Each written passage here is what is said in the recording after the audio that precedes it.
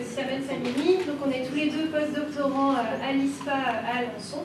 Et on travaille donc sur le recyclage de poudre issue de la fabrication additive par voie chimique et mécanique. Donc notre projet il est co-encadré par Delphine Barbier, Maude Plouzeau et Laurent Corret. Donc pour cette présentation, je vais commencer par vous présenter le contexte et les objectifs du projet, puis les principaux résultats qu'on a obtenus jusqu'ici sur le recyclage par voie mécanique et par voie chimique. Donc pour contextualiser le projet, nous on travaille sur le projet FAN, donc c'est fabrication additive en Normandie. Ça va réunir différents industriels normands issus de la fabrication additive. Et le premier work package de ce projet va consister à lever les verrous technologiques de la fabrication additive. Donc nous, on travaille plus spécifiquement sur le recyclage, en étroite collaboration avec Arkema, plus spécifiquement sur le recyclage de poudre issue de la fabrication additive du procédé donc SLS. Donc ce procédé, qui est également appelé frittage de poudre, il va consister à étaler une fine couche de poudre polymère sur un plateau. Et ensuite, ce plateau va descendre d'un cran et les particules de poudre vont être coalescées entre elles à l'aide d'une source laser. L'opération va être réutilisée, réitérée un certain nombre de fois jusqu'à obtenir la pièce 3D finale. Donc cette pièce, elle va correspondre à 5 à 15% du volume de poudre initial et on aura donc 85 à 95% du volume de poudre qui ne sera pas utilisé durant le procédé. Pour les poudres de polyamide 12 et de polyamide 11, ces poudres allaient subir une dégradation thermique qui allait entraîner une augmentation donc, de leur masse molaire, de leur viscosité et également un jaunissement des poudres. Donc ça va limiter leur réutilisation dans le procédé de SLS avec de la poudre vierge à des ratios inférieurs à 50%. Donc nous, notre objectif principal, c'est d'augmenter le taux de recyclage de cette poudre. Donc pour cela, on a différentes poudres qui nous sont fournies par Arkema. Et ces poudres vont voir leur viscosité augmenter avec leur degré d'utilisation. Leur degré d'utilisation, ça correspond au nombre de cycles pendant lesquels elles ont été utilisées.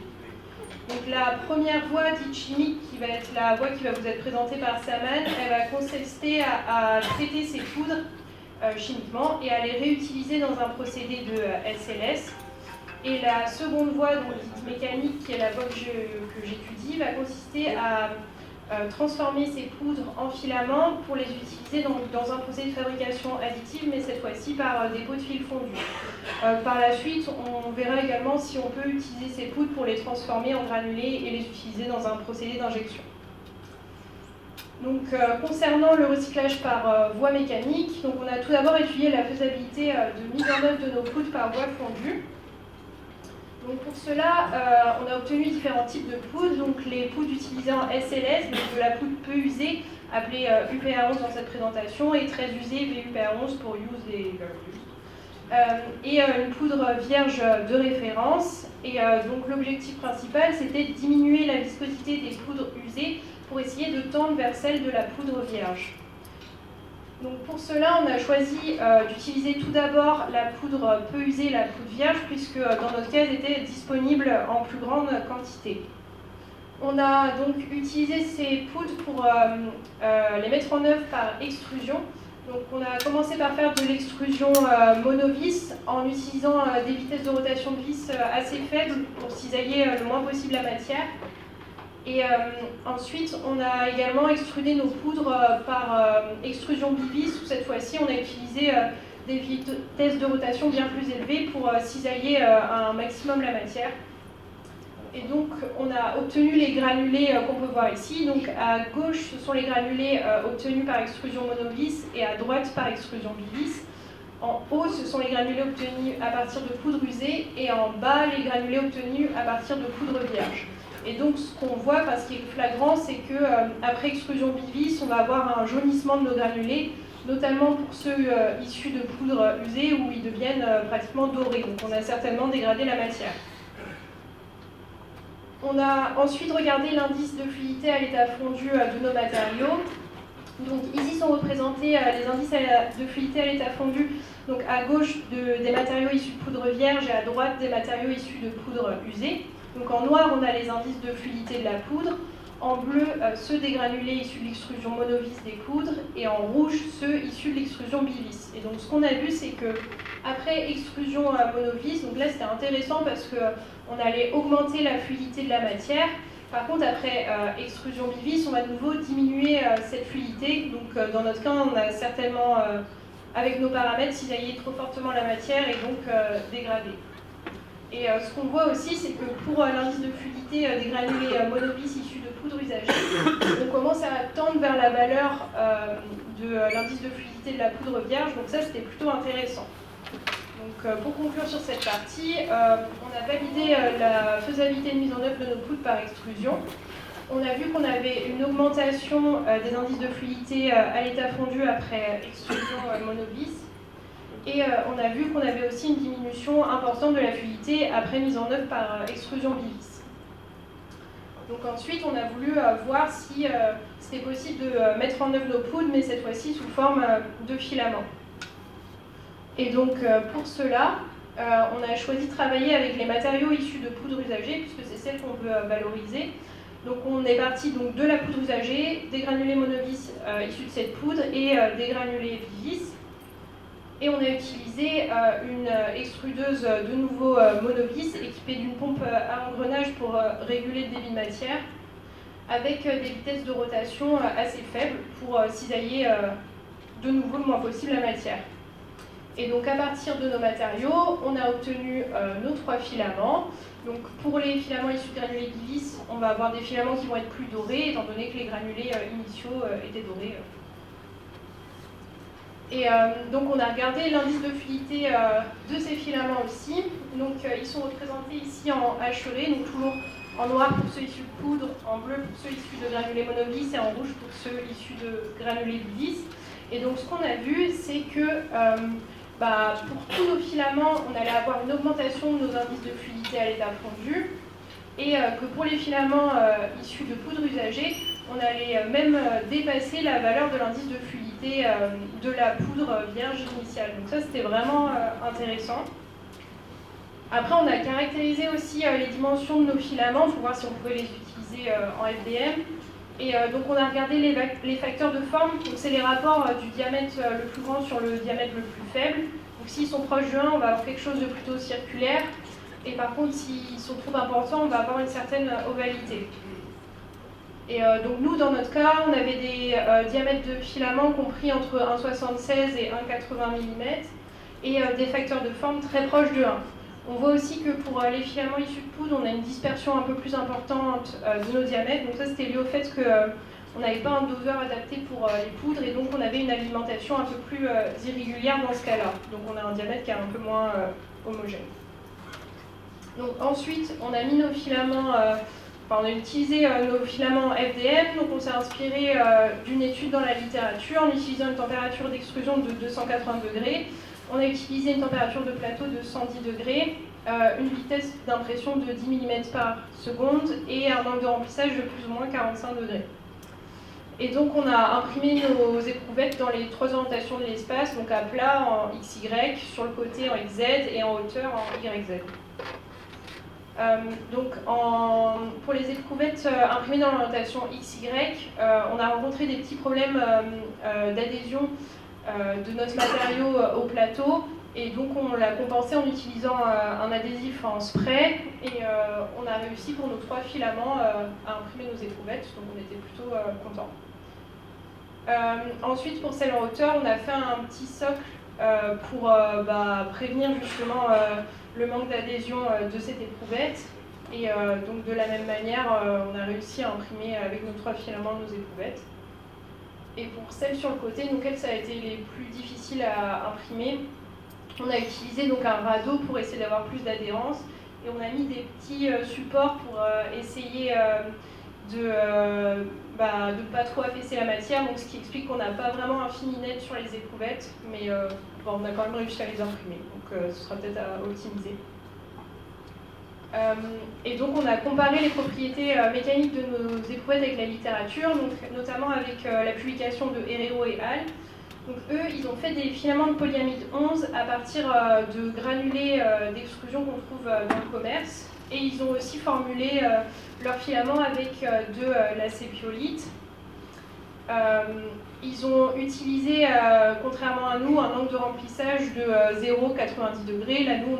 Là où nous, on a utilisé un angle de plus ou moins 45 degrés.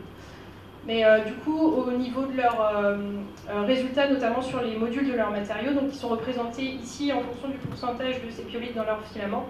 Donc le 0, ça correspond au polyamide 11 pur. Donc en noir, on a les résultats pour l'orientation XY, en rouge pour l'orientation YZ et en bleu pour l'orientation XZ.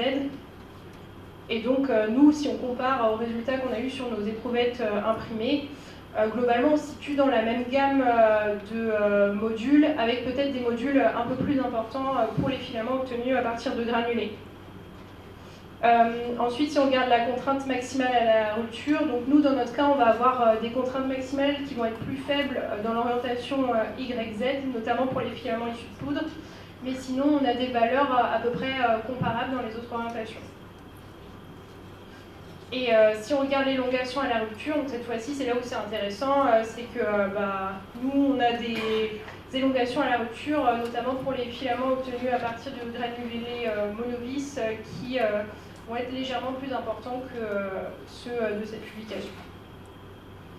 Donc pour conclure, on a validé la faisabilité de mise en œuvre en fondu de nos poudres sous forme soit de granulés, soit de filaments. On a validé la faisabilité de mise en œuvre des filaments qu'on avait mis en œuvre, obtenus par FDM. Et on a vu qu'on avait des propriétés mécaniques de nos pièces qui étaient similaires à celles de pièces issues de filaments obtenus à partir d'un grade d'extrusion de polyamide 11. C'est intéressant parce que nous, on est quand même sur de la poudre recyclée. Et on a des contraintes maximales, des élongations à la rupture et des modules qui vont être plus importants pour les filaments obtenus à partir de granulés. Et pour les perspectives sur cette partie, donc on aimerait bien faire des analyses de chromatographie d'extrusion stérique pour obtenir les masses molaires de nos matériaux et les corréler aux différents résultats qu'on a obtenus précédemment. On voudrait aussi faire plus de caractérisation physico-chimique de nos éprouvettes et également dimensionnelle, donc en faisant notamment des mesures des analyses de tomographie par rayon X. Et on aimerait bien formuler éventuellement nos poudres avec un autre additif, ou alors si on n'a pas assez de temps, juste réitérer le même procédé sur de la poudre cette fois-ci très usée. Donc, je vais maintenant laisser la parole à Saman pour les résultats sur la voie chimique. Hello everyone, my name is Saman Salimi and I'm going to present the chemistry part of our project. My French is not very good, that's why I prefer to present it in English. When polyamide 11 powder is heated under 3D printing process, its molecular structures change. Three phenomena likely happen: branching, cross-linking, and chain extension. And that's why the molecular weight and the viscosity increase. And this powder cannot be reused once again. So we decided to do chain scission through hydrolysis and oxidation. So we can do recycling and we can reuse them once again.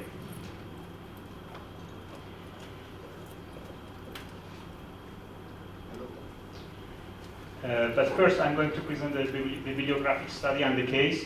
On the left side, you can see a report about the effect of pH on the hydrolysis process. You can see that the molecular weight decreases in low pH faster than higher pH. And on the right side, you can see the effect of the temperature on the hydrolysis process. And as we can see, at higher temperatures, the hydrolysis rate is higher. It means that in a shorter time, the molecular weight decreases faster.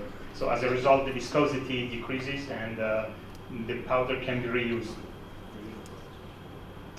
And this graph is showing the effect of the reaction environment on the recycling, on the hydrolysis process.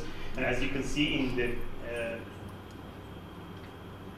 mouse, in the presence of oxygen and water, the green points, the reaction is faster, so in a shorter time, the molecular weight and the viscosity can decrease. But in the absence of one of them, for example, in the presence of water or in the presence of air, the reaction takes a longer time. So it means that we need 600 or 700 days to get good viscosities. So that's why we categorize the parameters affecting the hydrolysis process. And in this case, we have 4 parameters: pH, temperature, the presence of oxygen in the reaction environment, and reaction time. We chose 3 methods to do recycling process. On the left side, you see the acidic solution, sulfuric acid, at 50 degrees Celsius from 4 days to 18 days, using autoclave at 140 up to 24 days, and boiling the powders at 100 degrees. And you see some abbreviations here. VU is very used. D stands for day, ATCL is autoclave, and R is recycled.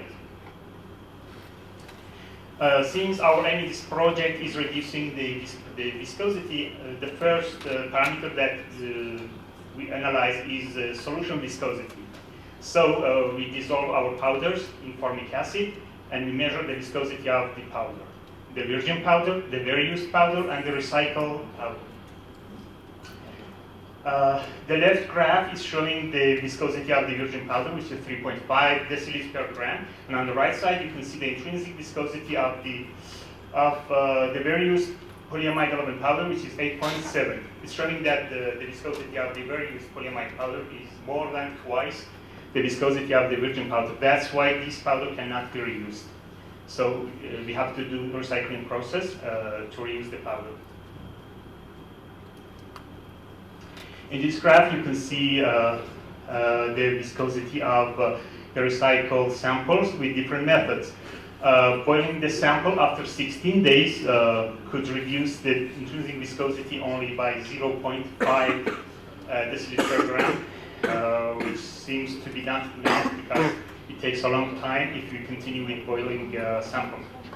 With the acidic solution, sulfuric acid, the viscosity is decreasing very fast in the first days, and then it's leveling off. It's going slower and slower. The model is exponential decay. It's exactly fit the data. So it means that it never stops, but it decreases with time. And with the autoclave, which is orange one, the model is also exponential decay, but in this case, the decrease in the viscosity is faster in the first days, and then after 8 days, you can see that the viscosity remains almost constant.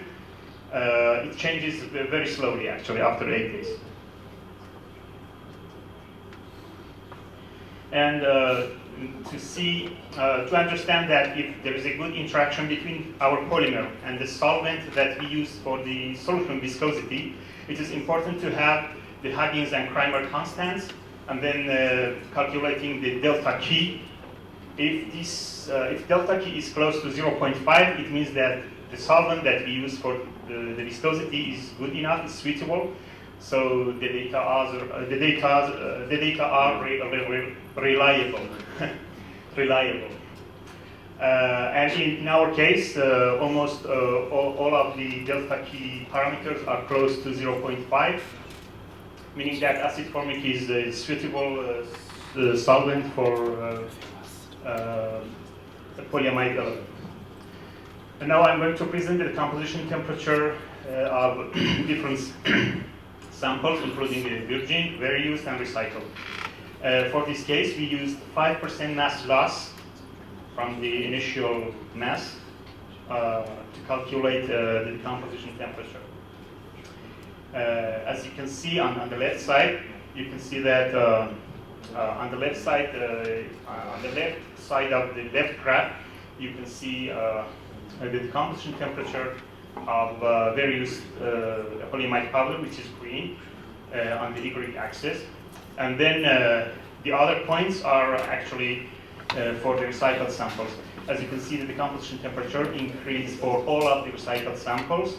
In all cases, these samples were in contact with water, in one case with acid, so that's why the decomposition temperature changes. And the second reason can be the change in crystallinity, because more crystallinity means higher decomposition temperature. On the right side, you can see the decomposition area of TGA peaks for different samples. And as you can see, the blue line on the right side is for 24-day autoclave recycled sample, which has higher decomposition temperature, and this is because it's high crystallinity. And now I'm going to present the conclusion. The presence of oxygen accelerates the change scission process. In the case of the autoclave, we had air trapped inside the autoclave, and that's why, so oxygen is there. So that's why in the first phase you can see that with autoclave the viscosity is decreasing very fast. And also with the acid at pH close to 0 and 50 degrees Celsius, we could do the recycling process. The chain scission, cutting the polymer chains, probably happens in the amorphous parts. That's why maybe the crystallinity increased. And as a result, we should have also oligomers in our product. But since we have water with the product, we need to filter it. So in the filtration process, we may lose some oligomers and monomers. That's why we have some oscillation, some as you saw in the composition temperature graph, the data are oscillating. As I explained, we chose 3 methods, and we are going to continue with the 3 methods to recycle the powders. We are going to do viscosity analysis on the other samples, and also SEC or GPC and NMR to see how the connection between the chains that change. And also we are going to continue with the autoclave at different temperatures from 80 to 140, and with different durations from 1 day to 8 days. And also we are going to continue with the acids up to 30 days to see how it continues. And finally, testing one of the recycled samples with the 3D printing process. Thank you very much.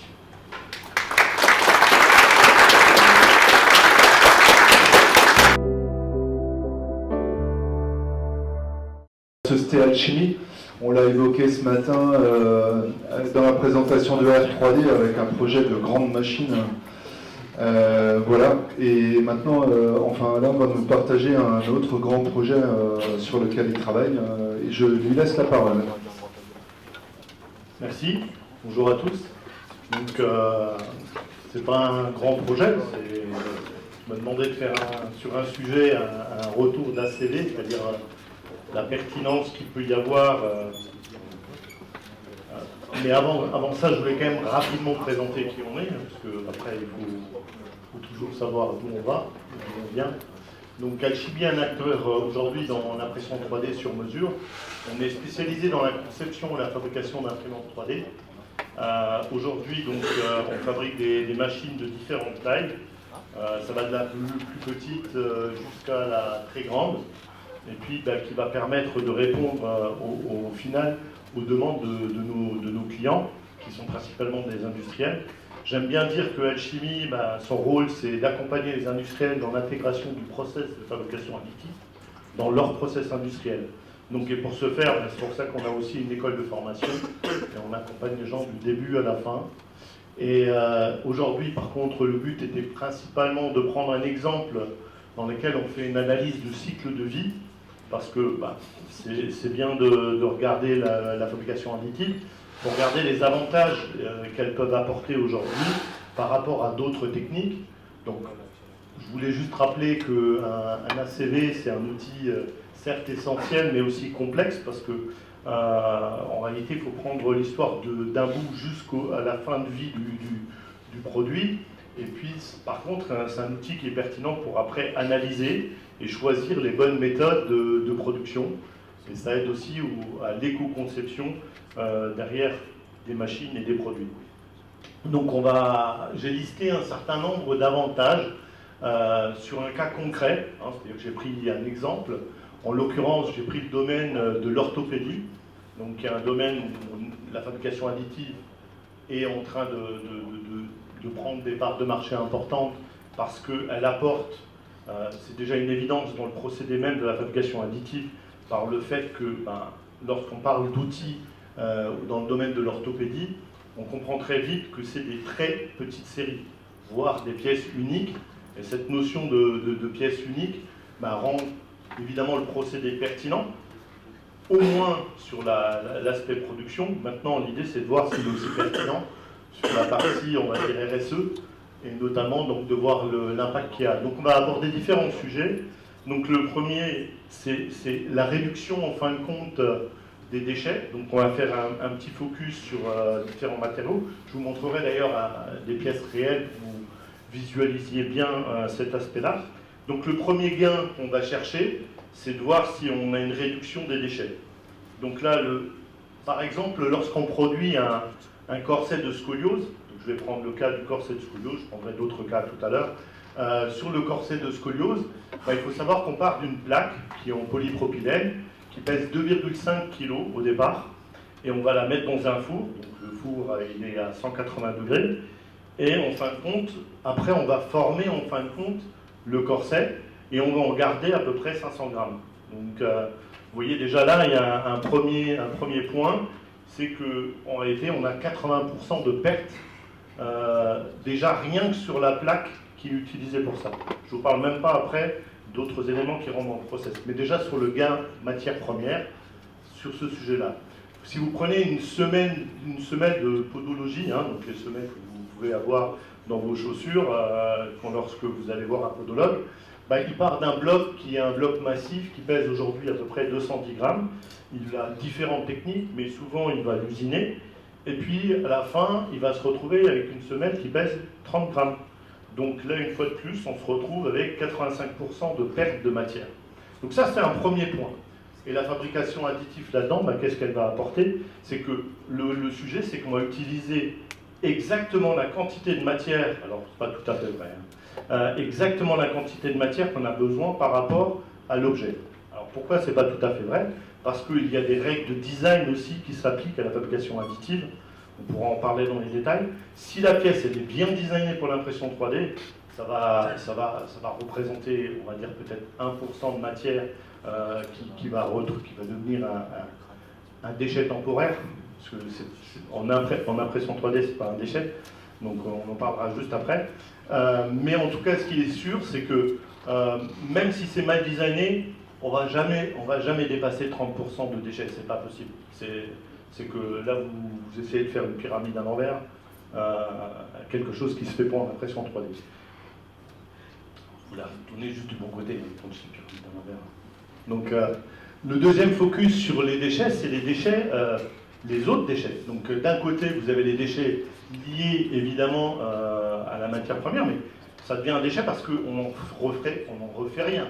Ce qu'il faut savoir que lorsqu'on produit un corset, là je vous en ai ramené, lorsqu'on produit un corset d'une façon classique, vous allez, aujourd'hui en Europe en tout cas, on va aller usiner dans du polyuréthane, un bloc de polyuréthane, et on va aller usiner le bloc polyuréthane pour faire ce qu'on appelle le positif. Au départ, on a peut-être scanné votre... alors dans d'autres pays, c'est encore un peu plus archaïque, c'est-à-dire qu'on vous accroche sur les bras comme ça, on vous met du plâtre. Quand on a fini, on attend que ça sèche, puis après on vous coupe, on vous l'enlève, on remet un sachet plastique dedans, on coule du plâtre dedans. Tout ça, ce sont des déchets. D'accord? C'est-à-dire que le gars, il ne va pas porter ça. Ça va finir à la poubelle. Donc clairement, à la poubelle. Alors en Europe, on est un petit peu plus évolué. Normalement, aujourd'hui, on scanne. Donc ça, c'est déjà une première... on fait moins souffrir la personne. Et en deux, on prend un gros bloc, ils ont tous la même taille, et on vient usiner, en fin de compte, le polyuréthane. Ben, le polyuréthane, en fin de compte, c'est un déchet terminal, donc il va finir dans la veine, et au final, ça représente beaucoup de déchets. Pour vous donner un ordre d'idée, cumulé, on est à quelque chose comme un demi-mètre cube de déchets réels par corset produit. Donc c'est pas rien du tout. Alors là, vous avez un exemple. Hein. Donc après, ce déchet, c'est aussi une problématique parce que déjà en amont, comme dans le procédé, vous verrez tout à l'heure la différence des procédés, on va déjà devoir stocker en amont, puis après on va le stocker en aval. Vous voyez, c'est beaucoup moins chouette après. Mais c'est clairement ce qu'il en résulte. La deuxième façon de travailler et d'optimiser au fin de compte et de gagner quelque chose au niveau des ACV vient du fait que dans la technique, en tout cas celle que je porte et que je suis principalement, qui est le dépôt de matière fondue, on a cette possibilité d'aller structurer l'intérieur de la matière. Et ça, c'est quelque chose qui vraiment apporte beaucoup dans le procédé parce qu'elle permet d'alléger, on va dire en moyenne, entre 30 et 50% les objets qu'on produit sans perte de résistance. Donc sans perte de résistance.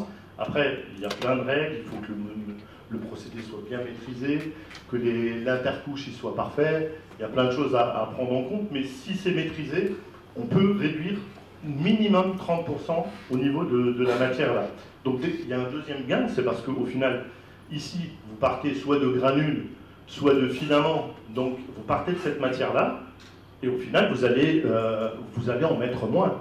Et ce moins, donc alors en structurant notamment l'intérieur de la matière, là c'est par exemple pour ce qu'on appelle une tibiale, donc, et dans l'embase de la tibiale, au départ, habituellement ils le font plein, donc c'est très lourd. Donc, après je vous passerai aussi les avantages patients, parce que plus c'est lourd, moins c'est confortable.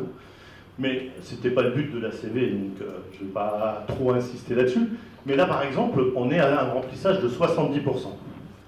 Ce remplissage, ça nous fait gagner donc 30% déjà de matière, juste en matière première.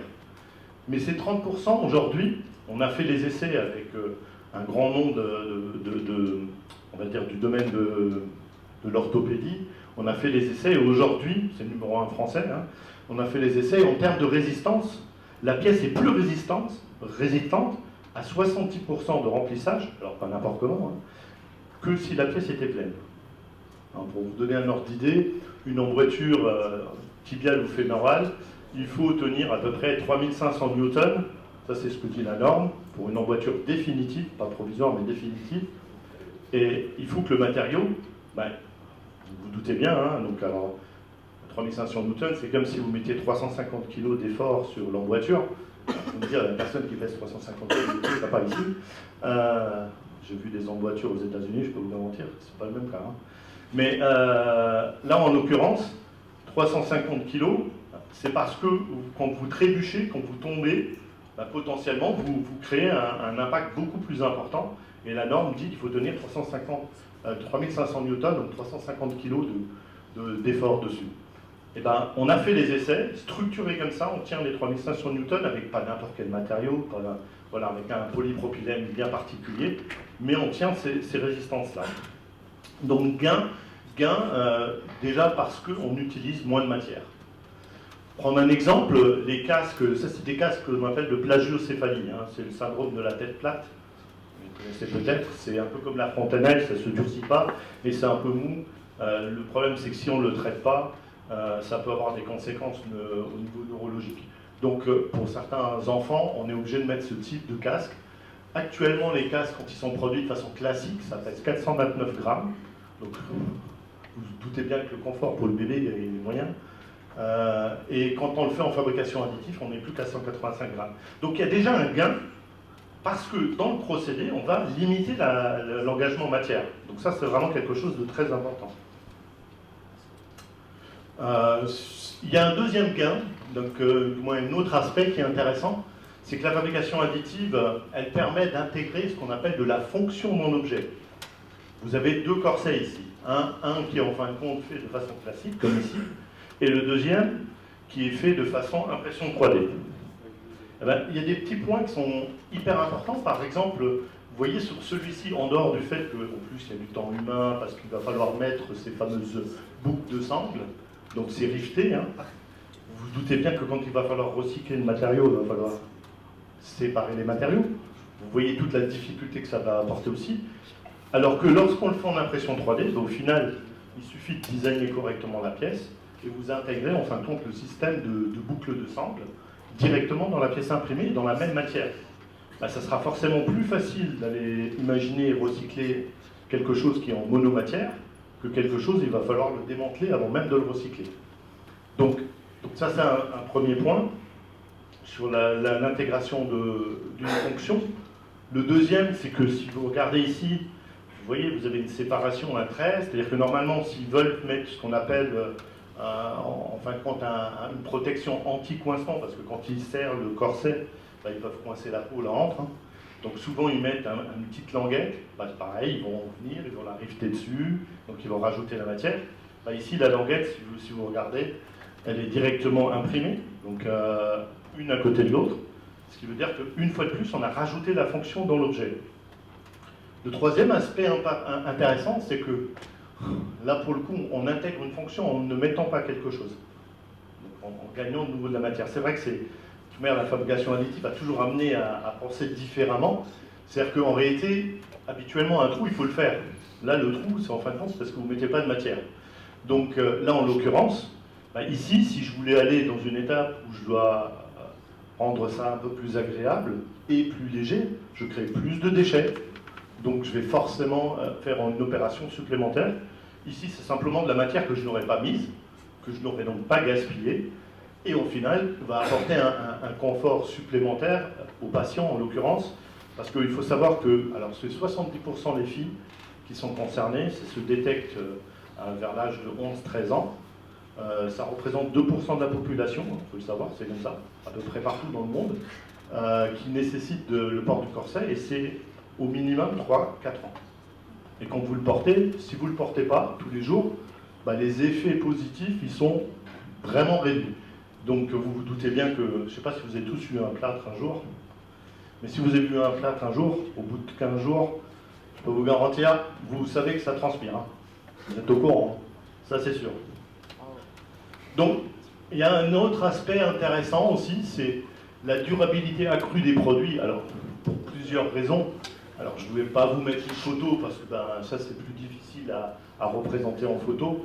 C'est justement parce que, ben, par exemple, sur ce polymère-là, qui est donc un polypropylène, en fin de compte, ben, vous pouvez l'échauffer après coup pour le redéformer, redonner des formes.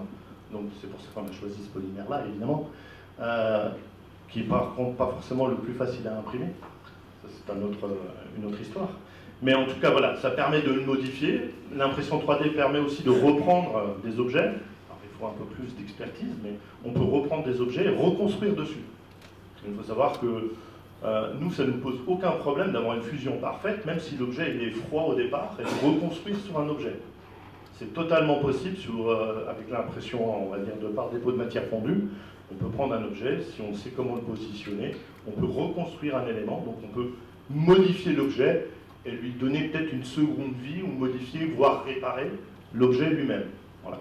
Après, voilà, donc ça c'est un élément important, c'est la durabilité accrue du produit. Là, je vous montre un autre aspect qui est la consommation des ressources. Alors, elle est à plusieurs niveaux, c'est-à-dire que vous pouvez aujourd'hui, parce que pour faire de la fabrication additive, on utilise de plus en plus le numérique. Donc en réalité, si on fait d'ailleurs un corset classique, à l'époque, je vous dis, on faisait le plâtre, on enlève, on continue, donc tout était fait, on va dire quasi manuellement, donc dans le procédé. Aujourd'hui, le fait de numériser, de pouvoir numériser parce qu'on a besoin de numériser. Vous savez tous que la fabrication additive, c'est 4 piliers. Le premier, c'est la CAO, le deuxième, c'est la matière, le troisième, c'est la machine, et le quatrième, c'est le profil. Mais si vous n'avez pas la CAO, ben, vous n'imprimerez rien. Hein. Donc ça, c'est une certitude aussi. Par contre, le fait de numériser, passer par cette étape, vous permet entre autres d'avoir ce qu'on appelle des chaînes numériques et de pouvoir profiter des algorithmes qui vont optimiser la forme pour utiliser, en respectant les règles de fabrication additive, d'optimiser justement vos procédés, et vont vous permettre d'alléger l'objet, de le designer. Là, c'est un exemple. On part d'un scan d'un moignon d'un patient qui a été amputé. Hein. Donc, savoir qu'on en ampute quand même beaucoup, même en France, même en Europe. Alors, c'est principalement le diabète, il faut arrêter le sucre. Mais c'est ça la vérité. Hein. Donc, ils étaient très bons d'ailleurs, les petits gâteaux. Mais bon, ça empêche. Donc, en tout cas, il faut savoir que d'ailleurs en Europe, la principale raison de l'amputation, c'est le diabète. Hein. Comme ça, les choses sont claires. Donc, là, vous partez d'un scan. C'est très facile après d'aller définir des zones importantes comme là où il y a un certain nombre d'os. Je ne vais pas rentrer dans les noms techniques, qui vous permettent des zones d'appui qui ont besoin d'être rendues plus souples. Et ça, la fabrication additive le permet. Alors, on a développé, par exemple, pour ce cas-là, une petite chaîne numérique. Hein, c'est un petit algorithme qui permet alors, heureusement, pour celui-là qui l'utilise, c'est beaucoup plus simple. Je sélectionne mon scan, je prends celui-là où j'ai défini des découpes, puis je mets une valve où j'en mets pas, il appuie sur le bouton, ça lui dit combien ça va peser, et ça compte soi et ça design l'objet de A à Z pour respecter les règles de la fabrication additive. Ça, c'est aussi quelque chose d'intéressant. Il faut savoir que pour un corset, quand on vous prend pour vous redresser la colonne vertébrale, on vous prend, mais avec la colonne vertébrale tordue. Et après, c'est à partir de on va dire, de ce positif tordu, de votre position tordue, que l'orthoprothésiste va modifier ce positif en se disant que s'il pousse un peu ici, pousse un peu là, et ça c'est de l'expérience, ça va vous redresser la colonne vertébrale. Donc il va modifier le positif, et après seulement ils vont faire le corset dessus. Et après ils vont faire une radio pour vérifier si ça a redressé correctement ou pas. Mais c'est pour ça que vous avez des radios tous les 6 mois, pas plus, parce que sinon après vous êtes irradié. Vous aurez un autre problème. Donc voilà. Donc du coup ça bloque un petit peu certains éléments. Ça peut être intéressant pour l'avenir, hein, grâce à la fabrication additive d'ailleurs. Voici un résultat. Donc là, entre autres, c'est une emboîture tibiale. Ça permet d'avoir des zones d'appui solides, hein, ce que je vous montrais le remplissage d'avant, mais en contrepartie aussi d'avoir des zones de décharge qui sont souples. Le confort que vous avez avec ce type d'emboîture n'a jamais été retrouvé. Alors, ce n'est pas le but de la CV, mais vous avez quand même, en fin de compte, ici, une adaptation en utilisant les matériaux, en limitant aussi tout ce qui est déchets intermédiaires. Et c'est loin d'être négligeable. Alors, là, vous voyez quelqu'un qui marche avec ce type de prothèse. Donc, je fais un petit clin d'œil. Il ne faut pas oublier quand même le confort du patient. Hein, c'est pas parce qu'on a un autre outil de production qu'il faut oublier la cible première, qui est quand même le confort du patient. Donc, vous voyez comment il marche. Moi, personnellement, je lui mets un pantalon, je ne sais plus qu'il est amputé. Hein. Donc, voilà. Ah. Alors, là, vous avez une comparaison du processus, des processus et des résultats. Dans le premier cas, vous avez prise de mesure, rectification, fraisage, thermoformage, usinage, finition. Dans le deuxième, vous avez toujours prise de mesure, rectification, par contre numérique, fabrication 3D, finition. Voilà. Donc, et comme dit, tout à l'heure, la plaque, quand je vous ai dit, elle fait 2,5 kg, c'est poubelle. Alors, évidemment, toute la partie qui a été usinée, c'est déjà poubelle, en copeaux, mais le bloc, là, une fois que le corset est fait, c'est poubelle aussi. Hein.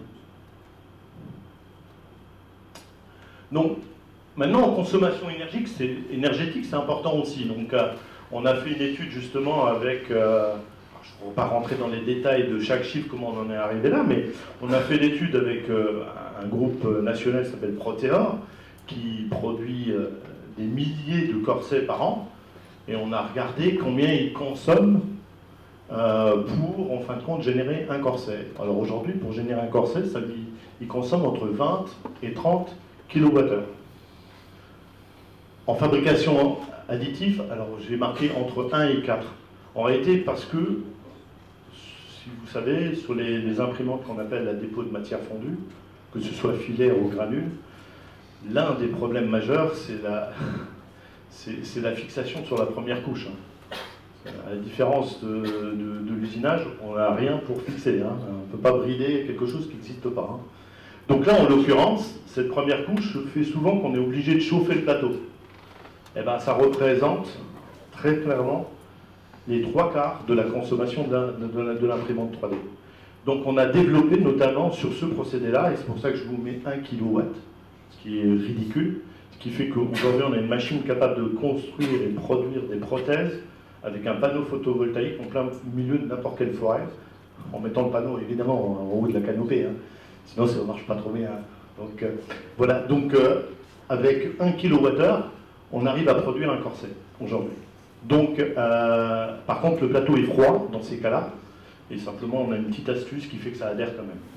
Ça je regarde, c'est pour moi.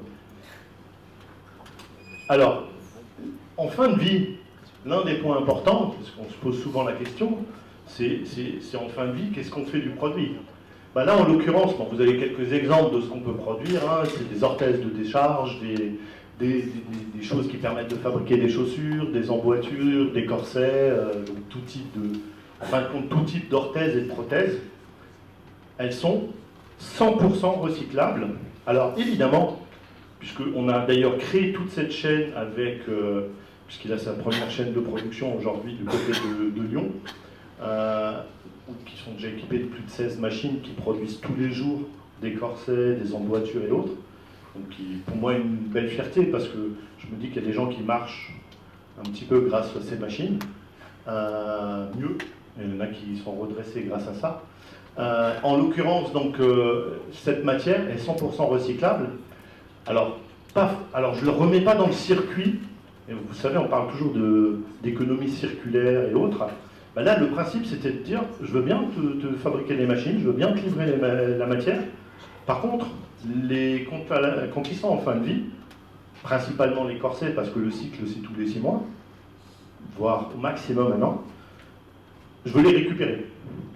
Mais comme je lui livre la matière première, ben je récupère les déchets. Ce qui pour lui est un déchet. Pour moi, ça devient de la matière première. Que je rebroie. Et puis peut-être qu'il y a certains d'entre vous qui ont été à l'Open de Moselle, qui ont pu voir cette statue. Il faut savoir que cette statue, elle a été faite 100% en matière recyclée. Donc oui, on ne le réutilise pas dans le domaine médical pour l'instant, pour des raisons très claires. Vous savez, c'est très normé le médical, c'est super sécurisé. On a fait tout un process pour évaluer le process du début à la fin. Si on change une virgule, on n'est plus sûr que ce soit bon. Donc, on n'a encore pas validé le fait d'utiliser du recyclé en deuxième mouture. Par contre, très clairement, la statue tenait très bien. Et avec Patrick, d'ailleurs, on a des projets de mobilier urbain, de grande taille. En plus, on a des projets de réintégrer dans cette matière qui devient le liant, en fin de compte, des copeaux de bois, par exemple, du sédimentaire, c'est des essais qu'on a fait. Donc on peut imaginer stocker indirectement ce qui est des déchets pour certains, dans des produits qui ont des durées de vie beaucoup plus longues. Après, on a fait d'autres travaux, hein. On a travaillé à un moment donné, ça fait déjà maintenant quelques années, avec l'Université de Lorraine, pour voir combien de fois on peut recycler le même matériau et le réimprimer. On a fait plus de 10 cycles, tout en pouvant continuer à produire et à reproduire des pièces. Alors, bien sûr, il y a une légère perte de résistance, mais ça, c'est un problème plus de comment on affecte ces matériaux. Donc, je pense qu'un jour, il faudra créer des grades sur les filaments, parce que ça n'existe pas aujourd'hui, qui permettra de dire ce filament est un natif de base, et puis celui-là, c'est un recyclé 1 fois, 2 fois, 3 fois, 4 fois, et on va lui affecter, en fin de compte, éventuellement des produits à produire qui ne sont pas forcément des produits où on va chercher les mêmes résistances que d'autres. Après, ça peut aussi être... Un matériau peut aussi, à un moment donné, être pas bon pour quelque chose parce qu'au final, il a été un peu dégradé, mais en lui rajoutant quelque chose, il va devenir plus performant qu'il n'était avant. Aujourd'hui, si vous prenez un polypropylène, vous lui mettez un peu de fibre de verre, vous avez quand même des matériaux qui deviennent super sympas en termes de dureté. Donc sur les matériaux, je pense de toute manière c'est l'avenir de la fabrication additive, hein. On va être très clair. Hein. Pour moi, l'avenir il est dans le matériau, la pluralité de matériaux, la maîtrise du matériau, évidemment avec le reste du procédé. Hein. Mais là, vous avez 100%. Alors, il n'y a pas beaucoup de domaines où vous pouvez dire 100% est recyclé. Et quand je vous disais tout à l'heure, il y a du déchet.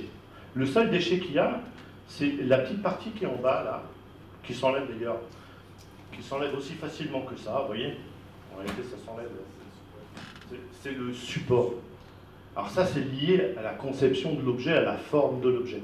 Ça, vous ne pouvez pas... Mais ça représente aujourd'hui, dans la masse globale du produit, maximum 5%. Pour le cas des corsets. Maximum 5%. Mais en plus, ça permet de fabriquer là un statut. Voilà, tout simplement. Donc c'est pas vraiment un déchet. Le déchet, c'est celui-là que vous jetez dehors. Vous savez, moi, ça m'horripile l'histoire des déchets. Les bouteilles d'eau, hein, si on ne les jetait pas dans la forêt, ils finiraient pas dans l'océan. Hein. Ça mérite d'être simple. Hein. Donc je pense que c'est plus une question d'attitude, d'habitude. Et je pense qu'on diabolise souvent le plastique hein, ces dernières années. Hein.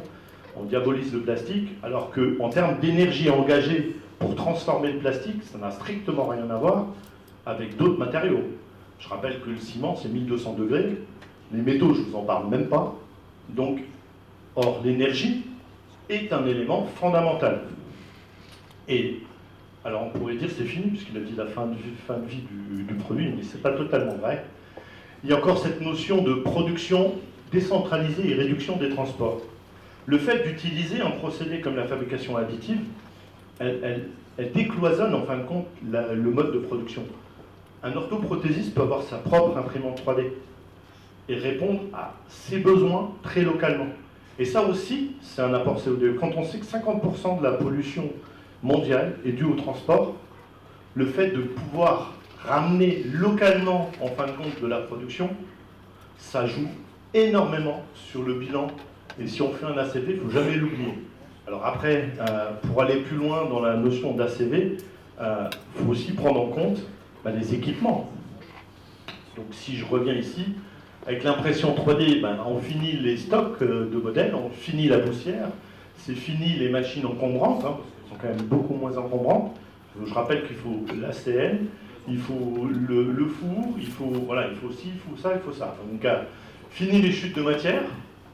Le temps de travail est masqué, c'est souvent aussi un truc qu'on reproche à la fabrication additive. Voilà. Quand on me dit ouais mais c'est lent, c'est pas un procédé rapide, alors, tout est relatif, d'accord? Combien de temps aujourd'hui on met pour produire un corset? Soyons très simples, un corset de ce type-là, c'est vrai, en temps homme, ça prend 3 heures. Chez un bon ortho, ça prend 3 heures de production. Dans ces étapes, je ne parle pas du design, hein, je parle juste de la partie productive. Hein. Donc 3 heures de production. C'est vrai, pour l'imprimer, celui-là, il me faut entre 24 et 48 heures suivant la taille du corset. Les plus gros corsets, c'est 48 heures. Mais en temps homme, c'est 5 minutes. La différence, elle est là. Le temps homme, c'est 5 minutes. Et ça travaille quand vous n'êtes pas là. Vous ne surveillez même pas la machine, c'est pas un centre d'usinage. Donc la fraise, elle ne va pas traverser l'atelier et tuer quelqu'un. Je veux dire, au pire, vous n'avez pas produit votre produit, quoi. Mais c'est vraiment du pire du pire. Mais bon, on a mis plein de verrous pour que ça n'arrive pas. Hein. Donc sinon, ils ne seront pas contents. Et puis comme c'est moi qui fais la maintenance, moi, la société qui fait la maintenance, je vous promets que dans l'absolu, c'est pas intéressant. Mais au final, on évite, en fin de compte, certaines machines qui sont énergivores, d'ailleurs, hein, un four c'est énergivore, on évite, en fin de compte, tous ces matériaux intermédiaires, on évite le déchet. Au final, on produit des choses sur mesure. C'est une petite fille qui est née avec ce qu'on appelle une agénésie. Il faut savoir que pour les enfants de ces âges-là, par exemple, juste pour une petite note, on ne leur met pas de prothèse, habituellement. On les laisse ramper à peu près jusqu'à l'âge où ils ont fini la croissance. Pourquoi? Parce que ça coûte trop cher, il faut changer tous les 6 mois. En impression 3D, la prothèse qui est là, elle vaut moins de 200 €. Voilà. Et elle est faite sur mesure. Et son sourire, c'est le plus important, quoi. Donc, merci de m'avoir écouté. Et puis, imprimons ensemble le monde de demain.